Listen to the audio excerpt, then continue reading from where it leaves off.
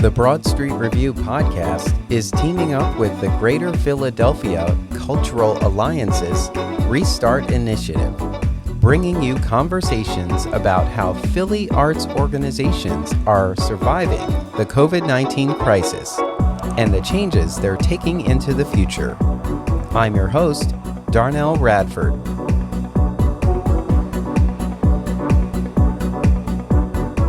Broad Street Review is Philly's home for arts, culture, and conversation. We're a nonprofit online arts and culture journal serving the greater Philadelphia area since 2005. Today on the podcast, our summer series collaboration with Greater Philadelphia Cultural Alliance's RestART initiative continues with Tiny Dynamite, where we explore how the small but mighty organization has fared during the pandemic. Here is my interview with KC MacMillan, producing artistic director of Tiny Dynamite. And welcome to the podcast. I am your host, Darnell Radford, and today I am in the virtual studio with producing artistic director of Tiny Dynamite, KC MacMillan. KC, welcome back to the podcast. Thank you. I'm very happy to be back. It's always great to talk with you. Yes, it's been a while since we've had a chat. So I'm glad for us to be here today. This is part of the Greater Philadelphia Cultural Alliance's RestART initiative collaboration. We've been doing this summer series called RestART with BSR. To focus on some of the RestART organizations and talk about this long intermission and look optimistically forward into the future. So before we get started, for any of our listeners who are, I'm sorry, audience, I'm laughing because there is a cat's butt in front of a camera right now. If I'm on a call, he always thinks that the listener wants to see his butt. It's his superpower. Hilarious. Yes. So before we get, as we get started, tell everyone about KC MacMillan. Sure. As you said, Darnell, I am the producing artistic director of Philadelphia's Tiny Dynamite. I am also a freelance director at venues across the city and region, and have been at Tiny Dynamite since 2017, when founder Emma Gibson stepped aside, and have been helming that, and have been a member of the Philadelphia theater community as a director and sometimes dramaturg and sometimes costume designer way back since 2001. So I'm a longtime member of the community. Wow. I can't believe it's been 5 years. Yeah. It's my 5-year anniversary with Tiny Dynamite, and the company itself had a 10-year anniversary during the pandemic that none of us were feeling very celebratory about. But this season is 10 years of A Play, a Pie, and a Pint, which is our signature series.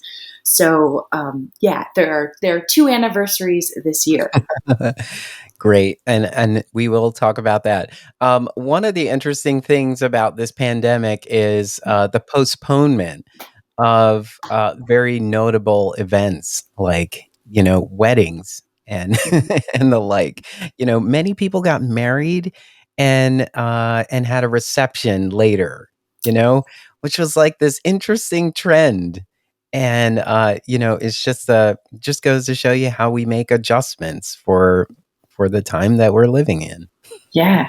Did you recently get married, or I know you were engaged? What's your situation? I got engaged, but we have not planned yet. Not for any reason other than uncertainty. But I mean, we've been pretty much married since the second date anyway, so That's beautiful. Yeah. Well, being engaged, you can probably, I feel like I get a sense of the I don't know, the romance of saying, we want to be married now. I don't care if it's a pandemic. I don't want to put our life on hold. We've had this dream. I think it was been yeah, whether it's anniversaries or weddings or graduations, I really applaud the resilience that says, no, I can't be surrounded by everyone I want to be surrounded by, but I choose you and I choose this future. So let's mark it. Hmm. I think that's pretty romantic. Yeah, yeah. I mean, plus I had the rings for a long time. So I've already been in this mindset for a bit. Now we're just trying to figure out when to have a party. So That's the fun part. yeah, it'll be coming soon. But that's not what we're here to talk about. So okay. So tell us about Tiny Dynamite. Tiny Dynamite is a small theater company in the ecosystem of Philadelphia, but we like to say that we have impact that's outsized per our staff structure, our budget size. Um, we tend to function as a laboratory for things that the artists of our company are really interested in. Often Mm, I'll think of a kind of way of presenting theater that just scares the pants off me. And that's what I want to do with Tiny Dynamite, whether that is um, unrehearsed shows, which I've thought about, or it's audience interactive shows, which we've done quite a lot of now. Um, whether it's using Tiny Dynamite as an exploration of my own dramatic writing, never having been a playwright before, it's been a really thrilling environment for me and my core artists to deepen our own work as artists, and, as we say in our mission, give audiences in Philadelphia new ways to experience theater and artists new ways to create it. It's been true mm, for our core company. It's been true for the artists that we bring in, is that we always want to keep exploring in our tiny corner of the ecosystem to keep producing sort of like lo-fi magic on the cheap, which has become a real hallmark of ours. that's great. And and so we're talking about this what we've called in the theater community a long intermission, this Mhm. pandemic. At this point, the summer of 2022, it does feel like we are getting back to something more familiar.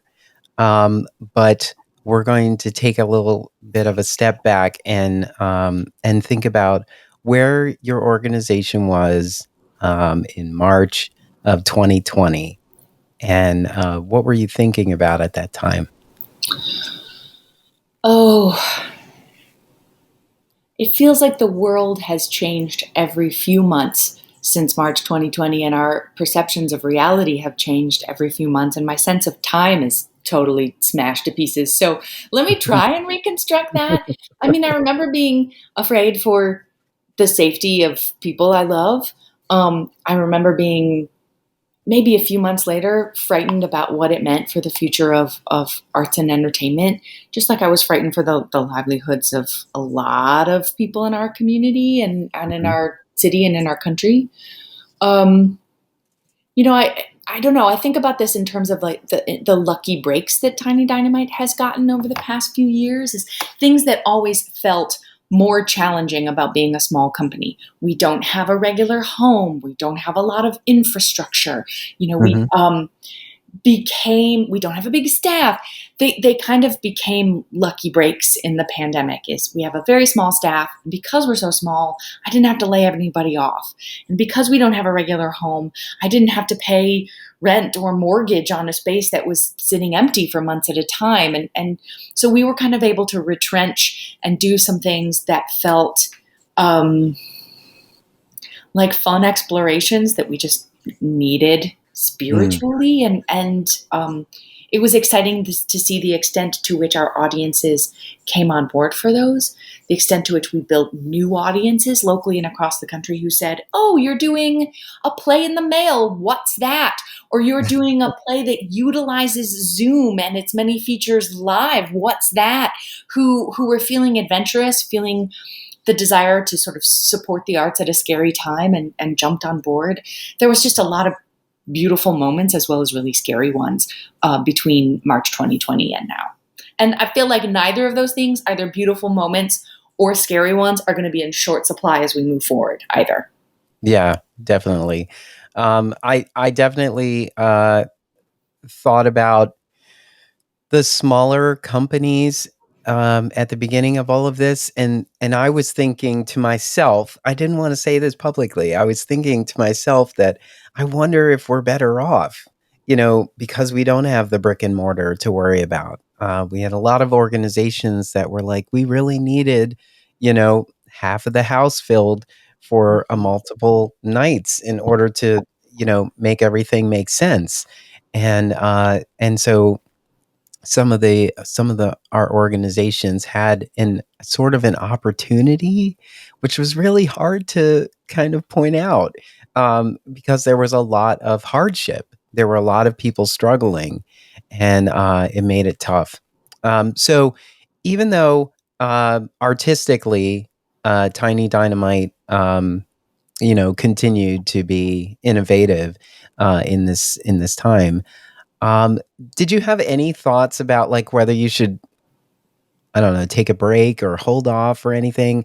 Did did the arts feel any less urgent, because of what was going on with the pandemic? Oh, certainly. Um, you know, when I think about making an appeal to our audiences to support us financially, right? When we think about giving, which is a really important part of any nonprofit arts organization and a vital part, there were definitely moments where it felt, no, it's my responsibility to step back because the giving that needs to happen is to hospitals on the front line, is to um, healthcare organizations that are trying to get us all tested and then vaccinated. And there's certainly been moments that felt, right, absolutely, we are in the middle of crisis, and there are organizations more adept at dealing with crisis. Let's funnel our energy to them. At the same time, I think the arts are vital in times of crisis, and and so I wanted to lean into that responsibility as well without taking up bandwidth. I think the arts have been really vital in the periods of isolation for making people feel interconnected, because loneliness is also a health crisis, you know? Mm, A lack of joy is also a community health crisis. And so we took several months of, I don't know, I think for us as company members, mourning our own losses and worrying about our loved ones and our communities. And then by the beginning of 2021, we had a pandemic season in place where we felt it was also our job to, even though we were scared and strapped and overwhelmed, no, it's time to do some things that can improve the lives of our community and bring joy. That's something Tiny Dynamite's really good at. So yeah, yeah, we did a number of productions, plays in the mail we called them, which were multi-part packages with narratives and objects. We did plays by phone, which were sort of solo audience experiences through a push button journey, and yeah, we did some digital content as well. And the feedback we got from our audiences and our growing audience was, wow, I looked forward to this every week. It felt so good to have something to look forward to. And yeah, that feels important too. Vital in such a different way than frontline healthcare workers, but vital still, you know, vital to the soul. yeah, yeah, definitely. Um, it it was an interesting thought process, thinking about, like, what are we gonna do? We're twiddling our thumbs, but at the same time, who better to make sense of the situation than artists? There were a lot of stories, like, that were from that point of view, like, we call them Zoom theater, where we were sitting in front of a camera in that closed space, like, which we normally wouldn't do if we had our preferences. But I think the creative community really rose to the occasion, for those. There were a lot of virtual presentations that I really enjoyed, and even though I heard a lot of conversations about, "Oh, I can't wait to get back to live theater. It just doesn't compare." I still think that everyone did a great job. uh, not necessarily reinventing, but just sort of seeing themselves in that space.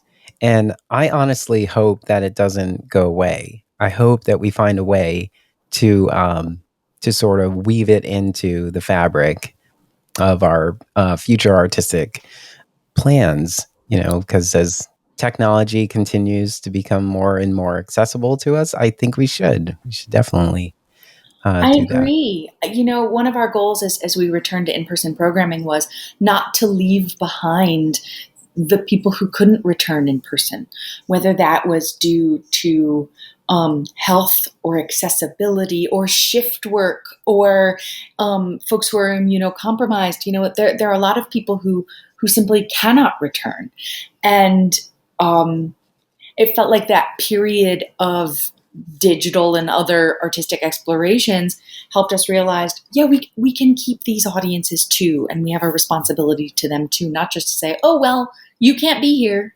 So it's sent us on a kind of a radical accessibility journey in every way, that we're examining that sort of in every way, physical, digital, emotional, like how we can be more welcoming, more Yeah, accessible. yeah.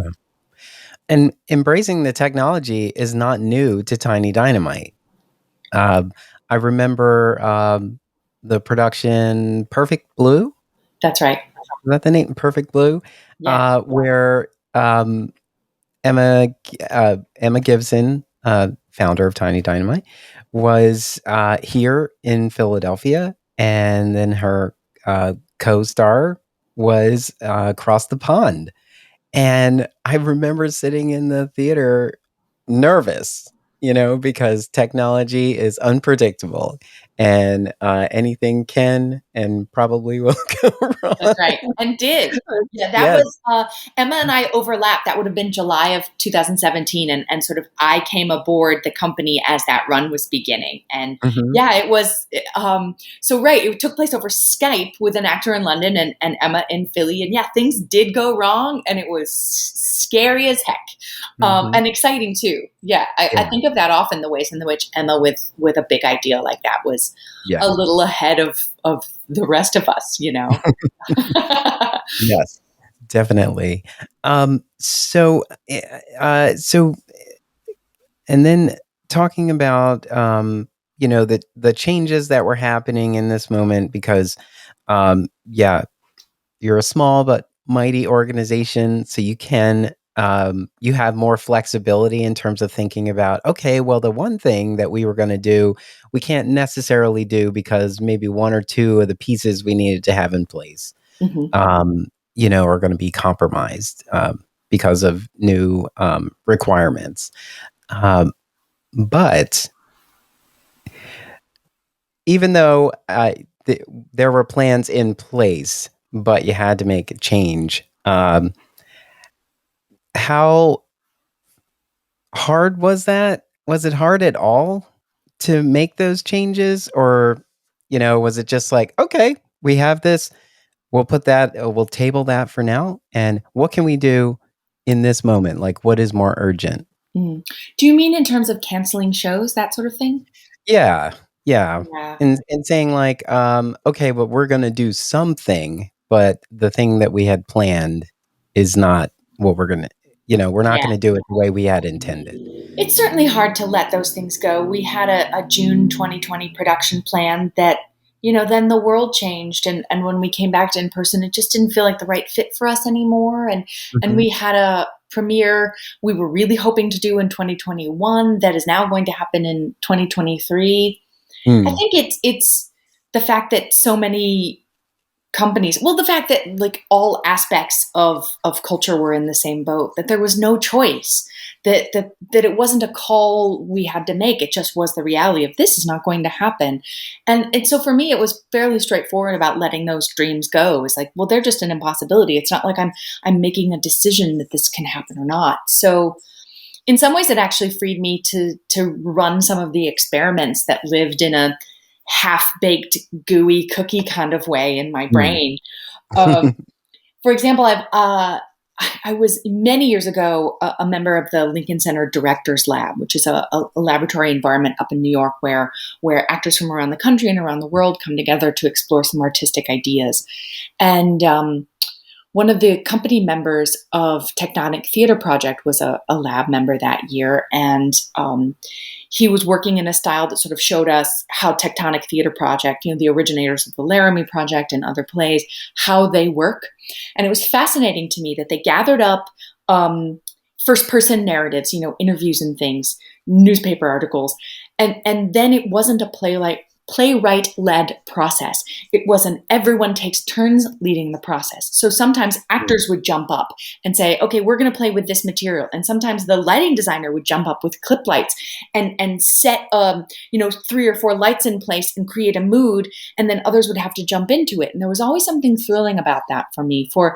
As a director, I like to wear my authority as the keeper of the knowledge in the room. Ugh, I like to wear that very lightly. And the idea that the model of playwright first, then director, then everybody else could be upended was always an exciting idea to me. So one of my first experiments by June of 2020, when we realized, okay, our production's canceled, which means we have a little money before the end of this season to play with, it was to commission designers. It was to commission designers to say, okay, what do you want to make? Talk to me about your experience of the world right now vis-a-vis objects, vis-a-vis crafts you're doing. And 2 of the first conversations I had were with Sarah Outing, who's a brilliant set and props designer and is now an artistic associate with us at Tiny Dynamite. Sort of commissioning her to lead an experience really cemented our company relationship with her. She started building objects that spoke to her experience of police brutality and the Black Lives Matter protests, and it grew into an incredible piece called A Breath for Us. It was this theater piece by mail that was designer led, and then playwright followed. And we reached out to Natalia de la Torre, and I asked them, "What are you interested in right now, Natalia?" And their answer was seed paper, I think. I'm making a lot of bookmarks. I don't know. I'm trying to keep my fingers busy. And that grew into a partnership over another play by mail with our associate artistic director, Megan Winch, that became a sequel to a Jane Austen novel, sort of told in like beautiful, delicate little objects that made use of Natalia's interest in seed paper and, bookmarks and dried flowers, so it was really fun to change the narrative of who gets to be in charge of leading a theatrical process. And, as someone who is often in the artistic room with other people, but also the one who has to write the checks at the end of the week, it felt delightful to me to not have to be at the center of things and kind of like, wear the authority of that in a way that I wish I didn't have to sometimes. Does that resonate? Does that make sense? Yeah, definitely. Yeah, to say, okay, visual artist, you're the leader. Take us in a direction was just thrilling. Speaking of checks, I wanted to talk about how you were supported, financially in this time by the community, by foundations, policies, etc. I think Philadelphia did a pretty good job of emergency funding, in small ways at least, for the arts. I think the federal government did a pretty superb job of emergency funding. I spent a lot of time as my little administrator at my dining room table of applying for paycheck protection loans, applying for the Shuttered Venue Operators Grant. And it was kind of scary and overwhelming because I'm not an administrator first, and these were programs that the rules kept changing and the guidelines kept changing and the eligibility kept changing. But I saw, the federal government, big as it is, trying to respond to the moment, and the fact that I could feel that at my tiny little company was pretty amazing, and did a lot to sort of keep us buoyed over the last couple of years. And of course, as we start to think about, what reopening is and what it's looked like over the past year, the RestART program has been a godsend. That the GPCA and experts like Roberta and Cabria not only giving support for us to reach new audiences in very tangible financial ways, but also their expertise as marketers, as community leaders and advocates. For a little company like me, that I don't bring a lot of expertise in those areas, was just incredible. Yeah, yeah, definitely. We love Cabria and Roberta We very much. do. Um, what sort of can you think of one particular thing that the Restart Initiative um, brought for brought forward to Tiny Dynamite that wasn't there before? Yeah. I mean, I'm sputtering because it's so comprehensive, Darnell. Um, well, I'll work backwards. Let me work backwards from our June. Like our major production was a remount of our 2019 hit, The Complete Works of Jane Austen Abridged. We'd been promising its return, and then the world shut down. So for full production, it seemed like the thing that we had to do first. And Mhm. I gave the curtain speech almost every night because, again, we're a tiny company. We wear many hats.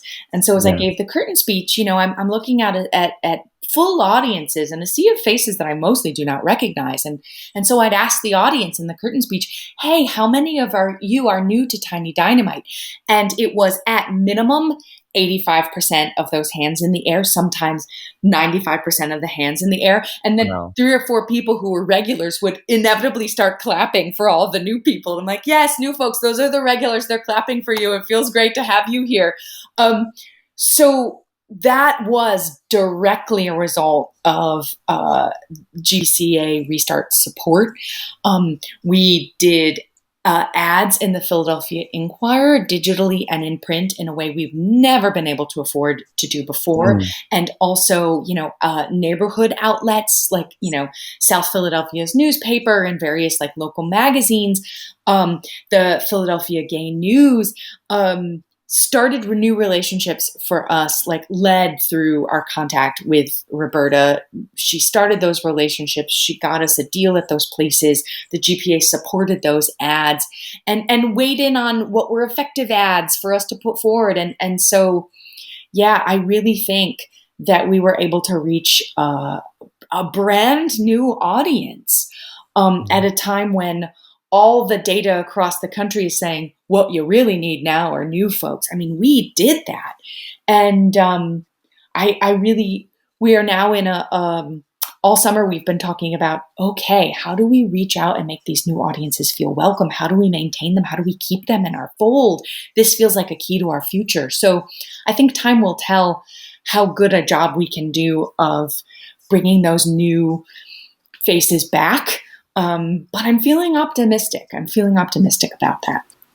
Yeah. And once again, that is an example of how in the middle of this, there's so many positives that came out of it, even though there was a lot of struggle and hardship. Reaching new audiences, was like a big thing that I heard through all of the organizations that have been part of the Restart Initiative. So that's a testament to this program and its capability. And I think also, there were a lot of conversations around it's now that you're thinking when you're thinking about it in a virtual space to keep everyone safe, you're actually opening your doors and creating much more accessibility because now it's not just about who can drive to this location. It's about whoever can plan to sign on at this particular time, or whenever Mhm. the times are available, and you start reaching people from all over the place, all over the country and all over the world. Yeah, Um, I think even beyond live streaming, we found in the 21-22 season the advantage of making the streaming available after the fact so that people can watch mhm. on their own time and start and stop and share it with loved ones. And that's felt like definitely a practice that we would like to continue. Yes. I've always said it feels like as artists in the community that we're more of the marketing than we are the audience. Because if we see the show, we'll go out and tell people. We'll post on our social channels that we're there, and that way there's more impressions, so that the people who are not as immersed in our community like we are will see. You know what? This thing is getting a lot of buzz. I think I have to come check this out. So I always find that it's such a valuable resource that we all have, and we are such a supportive community, even though we're all trying to figure out how to make things work. It seems like if you can get it off the ground, I will be there to support it and promote it and help you know get other people um, to be more aware of it as well. And I think that that's a great feeling. And I know that that is not just Philadelphia, but I'm so glad that the Philadelphia creative community is so loving in that way. Yeah, I don't know much about other cities and their communities, but anecdotally, there have been a number of artists who've come to town, relocated here from New York, Chicago, other places, who remark when they get here, like, "Wow, what a tight knit community that supports each other. That's amazing." So, Mhm. yeah, I like to believe we have something special. I'm proud that there seems to be a community wide understanding that theater companies, theater artists, we're not in competition with each other. That Yeah. really the challenge is to reach more Philadelphians,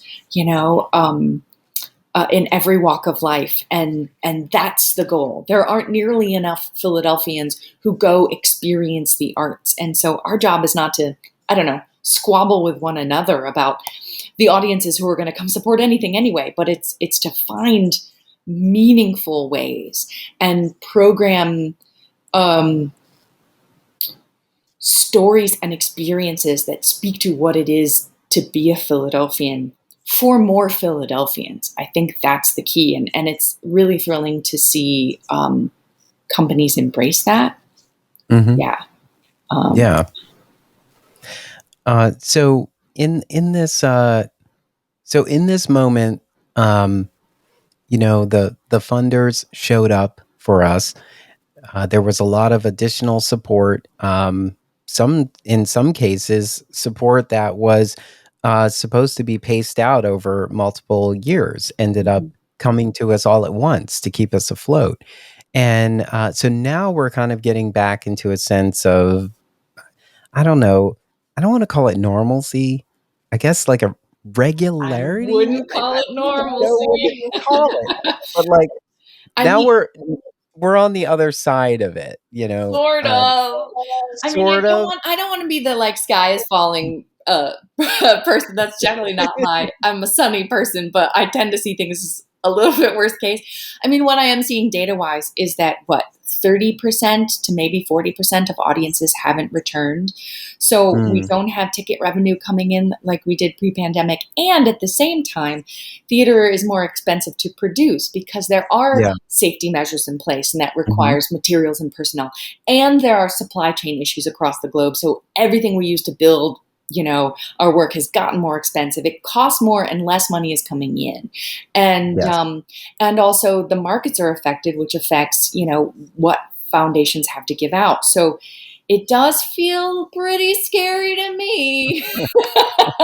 It feels pretty scary. Yeah. But like we've So that lived in was scary times. the question I was getting to. Do you feel adequately supported at this point? The microphone goes silent while Casey like quietly weeps in her hands. Cricket. I think it's, I don't know. Today feels like not the day to ask me that just because, yeah, boy, I don't wish to sound ungrateful for just the myriad ways that audiences and Mhm. foundations and government entities and advocacy organizations have all stepped up. But I fear, just in the way that we are all human, I fear that pandemic exhaustion makes us all want to wish, yeah, it's normal, right? Mm, When things really still are incredibly challenging in every way. Because I feel like psychologically as individuals, we need that. We're all normal, but I fear what happens when all those entities who have been supporting us in extra ways, when they turn to the mindset that it's all normal when it isn't yet, when it still feels really scary. I fear where that leaves us. Does that yeah. make sense? That's not to say that Yeah. any of organizations and individuals and government entities who have gone the extra mile, that hasn't mattered. It's been a lifeline. Um, but yeah, I see that human desire to turn the page, and I just wonder what that means um, when circumstances are still so challenging. Yeah. And this moment is different from 2008, 2009, you know, Hmm. when we had a very similar sort of mindset shift where we started thinking about, like, maybe I can't have 10 actors on stage. Maybe I can only do this two-hander. Hmm. And we'll see what happens, when that consumer confidence returns. Yeah, so I definitely understand that. I wasn't trying to set you up I didn't feel set for up. for I anything just, there. you know, uh, I don't know. I vacillate between elation in optimism and mhm, and I think and ambition, ambition for Tiny Dynamite's potential. And then I look at just the responsibility that creates to like make all that happen. And it's just, and yeah. then I panic. So yeah, no, I'm like, I was having a conversation with my staff via email just today where I said, we were talking about a welcome email to first time buyers. And I'm like, just excuse me, folks. Well, I have just like a golem like argument with myself, between the sky is falling Casey and the like, this is amazing, Casey. Like Yeah. she just has conversations all day long with herself. And then both of us are exhausted by the end of the day. Hmm. Definitely. And even though there were a lot of changes, some of the things are not necessarily for worse. Yeah. There are a lot of No, changes for the better.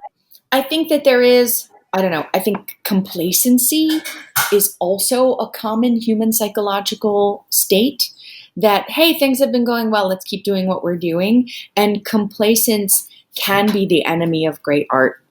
And so, Yeah. yeah, I think theaters and theater makers, from the largest to the indiest, that's not a word, I invented it, um, have But I knew what you meant. yeah, have been. Hey, Shakespeare invented words. I can. What was I even saying? No, I think the fact that complacency is just not an option has led to Mhm. some great art. And I think that you mentioned that the 2008 economic downturn, and I think a lot of us in the community spent 2009 then saying, right, how many solo shows can we do? And audiences are like, snooze.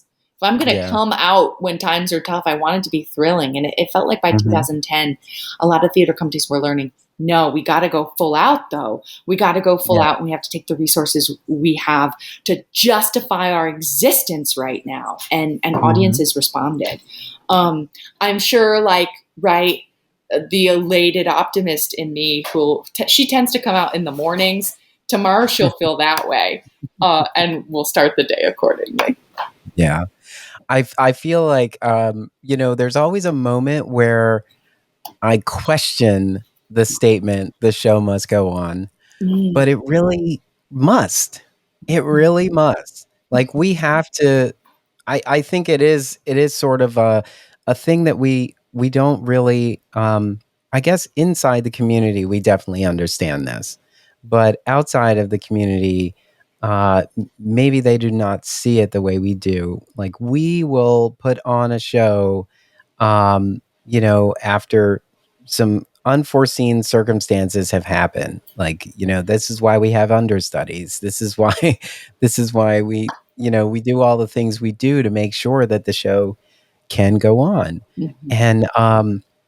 And I think, and I'm hoping that what society kind of sees, as we continue to progress forward, is that through all of this, arts and culture still exists. Arts and culture still relevant. And every single one of those, beautiful buildings in your cities, and particularly ours, are still standing. And Mhm. these companies are still sending out emails, and so I hear you in that Gollum back and forth moment where you're trying to be optimistic, but at the same time realistic. You Yeah. know, Yeah. it's like I don't want to carry with the uncertainty of some of the patrons, cultural patrons that we had maybe in 2019. I want to encourage them to be as optimistic as we are, and to really come back and come be with us in these spaces again. We've done all of the work. We're taking all the precautions. I think probably the most. I mean, we followed all the rules, to make sure that everyone was safe in our spaces. And if that is your concern, there is no need to be concerned. We were all on the same page about this, about how to do that. And in most cases, we are taking extra precaution. Oh, yeah. Um, I noticed on your website somewhere, there's a statement about, we will continue to monitor the changes as they progress, and when it comes to COVID practices and whatnot. And I know that these have been conversations that everyone's been having over the summer. Like, what are we going to do? We're still going to check vax cards? We're still going to require masks? We're going to do one or the other? We're going to have special days and so on. But all of that is saying that we are going to make sure, for one, that our teams are as safe and secure as possible, Mhm. but also we want to make sure that our patrons feel safe Yeah. Yeah. as well. Yeah, I So, love that. I think I agree. I think there are two sides to this feeling that the show must go on. And yeah, you mhm, speak so beautifully about institutionally, yes, let's continue. Let's be resilient. Let's keep moving forward. Let's keep mhm, everyone safe. I think one of the other sort of like wonderful side products of this pandemic that I want to hold on to is that sometimes, though, for the individual artist, the show must go on, but not today. mhm, Not today because I'm actually sick, or not today because I have to go to a memorial, or not today because my yeah, friend's getting married. And so I'm telling you, I'm taking these dates off. That I think there's mm, been a reshift toward life balance and mental health yes, and care around individual artists that I think is important. That I think institutions are also doing a pretty good job of embracing, that says, like, okay, yeah, the show must go on, but tonight we have 4 COVID cases. So not tonight. We're keeping mhm, you safe. We're going to, but let's try again next week when we've tested everyone again. I think that like sense of that there doesn't have to be a desperation around the ethos, the show must go on, that there can be a care and joy and philosophical shrug mhm. when it can't, also feels incredibly valuable, and long may that continue as well. I know when I've seen those, notices over social media, "Sorry, we have to cancel tonight's production." It's just, mhm. Hmm. It's not a, like, "Oh my god, this is so frustrating." It Yeah. was none of that. It's just, "Oh, I hope everything is okay." I hope they're able to figure it out. That's fine. We'll be here. Let me know when you're ready again, when everything is safe. Um, Yeah. you And we've know, not, it yeah, we've not gotten any resistance to our mask or vaccination booster policies. Mhm, Sometimes, a little bit. And I've heard from colleagues too that sometimes there's resistance, and like, ugh, why do I have to do this? And I get it. The pandemic, we're over it. It's not over, but we're over it. At the same Yeah. time, I think theater is such a an exercise in empathy and community that, for me, asking folks, hey, can you do this mildly inconvenient thing? Like put on a mask. I know it's moist in there. I know it makes you break out, but can you do it to keep the people around you safe? Yeah.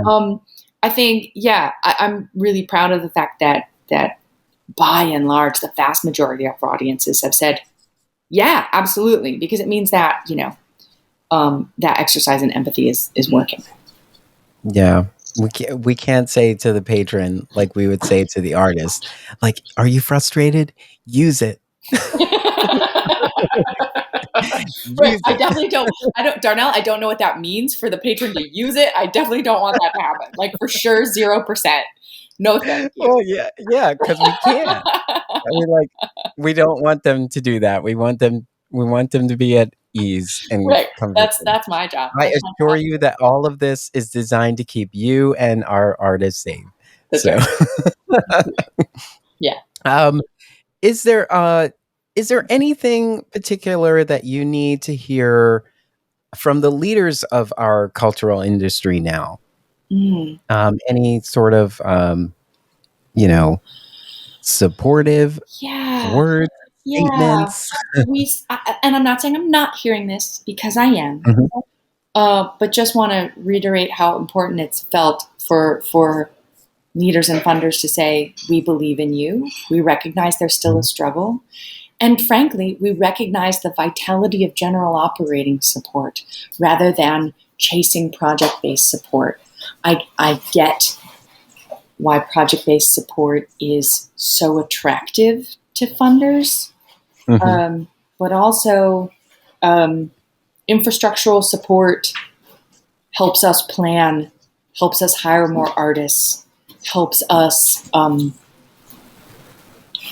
take a longer strategic view of how to go about our business of Yeah. having an impact on the region.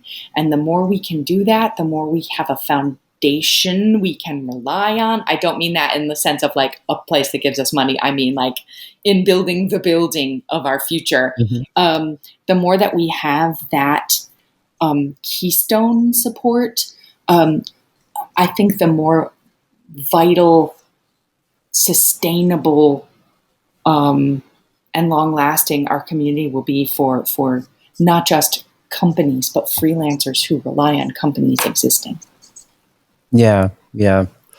If there's a way to change the mindset of like, maybe I don't need my name on this to actually, you know, do some good with the resources I have. Yeah. You Yeah, I know, also get though, and I get I want to see my impact.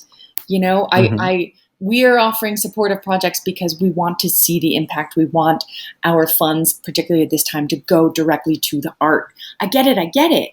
But that like baseline support does that too, and it helps us better plan the kinds of bold projects that the world and our community and our audiences need, and future audiences that we haven't tapped into yet also need. Like now is not the time to sit back and be artistically cautious. So yeah, no. help us. Yeah. I don't know if you uh, can hear. I'm using my computer's microphone, and my fat cat has sat himself next to the computer and is doing his version of purring, which is just like a grunting snort. I don't know if you can hear that. I hope you can, but if you can, that's what that is. cats cats are the weirdest, most wonderful creatures on the planet. Yeah. And that's him knocking at my Diet Coke can. Okay, buddy. I don't know why he needs to interrupt this interview. I fed him an hour and a half ago. Yes, I'm surprised that my cat is being very good sitting behind me. Oh, she's sleeping now. Great. Okay, so let's just assume that there are funders listening to this conversation, and so tell us what makes Tiny Dynamite a relevant organization. Tiny Dynamite has a long history of developing the talents of early career artists, giving them space and room to risk, to fail, to learn their craft by doing, to get a sense of what it means to work professionally in Philadelphia. We have a long history of that. There are artistic directors in this city that their first directing opportunities happen with Tiny Dynamite, with a play, A Pint. Allison Heichman, who was working for Azuka at the time, directed a play, A Pint show under the auspices of a partnership with Azuka and Tiny Dynamite. Kitson O'Neill directed a show that Interact presented in a partnership with a play, A Pint. And so many others, set designers, actors, technicians, dramaturgs. And I'm really proud of the place that we have long served in the community as creating opportunity. And we continue to do that. Like just this season, we started the process of turning Sarah Outing's Play by Mail, A Breath for Us, into an audio recording. Sarah is a set and props designer, but also was interested in the experience of being the audio designer, the sound designer for this piece that is so close to her, that she built from nothing.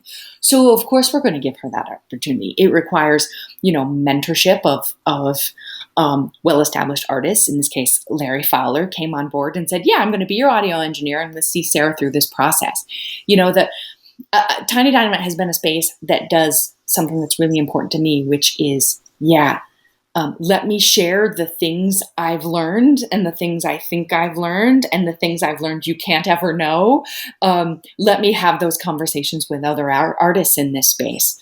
That's something that feels vital to me and something I'm really proud of. I think the fact that in some ways the pandemic leveled the playing field, since we're not putting, in many cases for larger theater companies, tens of thousands of dollars into production. Let's see what sticks as we're all running experiments and new forms. I'm really proud of the fact that Sarah's piece, won an award from WHYY's Billy Penn for best pandemic programming. Incredible, like up against, some of the incredible filmed work that the Wilma was doing, some of the experimental work that Almanac Dance Circus Theater was doing, that like our little piece that we assembled, on a folding table in my attic, week to week, won an award, was incredibly thrilling and reinforces that, there can be moments when creativity is all. That feels like something really special that we do. I think also just aesthetically, we bring a lot of joy into this community, and irreverence, an intersectional feminism into the conversation that isn't always super present on main stages. And that all feels vital. Yes, it is very vital. Very much indeed. And so now that everyone has heard all of that, and now they are excited, and they're like, oh my God, I got to get involved in Tiny Dynamite. So how can our listeners support Tiny Dynamite? Well, come check us out. So one of our return to in-person programming experiments this year is we have never, ever offered a subscription before. 10 years ago, all of the data said subscriptions are dead. And I think audiences recognized over the pandemic of, for me to sign on to something I don't even know what it's going to be yet and say, I support this and I'm going to be on board. I think audiences have been really generous of spirit in recognizing that subscribership is support. It's a leap of faith. So we're leaning into that. We're offering a subscription to our full season, which is a season of pop-up events, starting with Oktoberfest at the end of September, beginning of October, a theatrical holiday tour through the Powell House at the holidays in December, our annual Valentine's Day sort of celebration comedy show, as well as full production, the world premiere of a great title by a great playwright, Julia Izumi, which is meet Murasaki, Shikibu, and book signing and other things. So to sign on for those things, not knowing what they're going to be yet, is a great way of supporting us, giving us a try. That's the most we want to ask right now. Yeah. And to be a part of the 10th anniversary of A Play a Pie and a Pint. That's right. If you've been to any of them, you know what fun that is. And yeah, it's such a great and uniquely Tiny Dynamite event. I Thank feel you. like if anyone did anything vaguely familiar, you would say, "Oh, like Tiny Dynamite, like A Play a Pie and a Pint."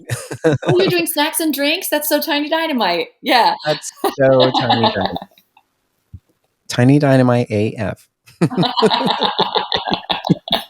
Yes. All right. Well, KC MacMillan, it has been a pleasure to talk to you, to learn about Tiny Dynamite and how Tiny Dynamite fared during all of this. And when I was looking at the past productions and what you have planned for this season, I see nothing but resilience in this organization. And I really hope that the listeners, who aren't already fans of Tiny Dynamite will go to tinydynamite.org and find out more about the organization and what the offerings are and be a part of the 10th anniversary of A Play a Pie and a Pint. And yeah, and thank you so much for taking the time.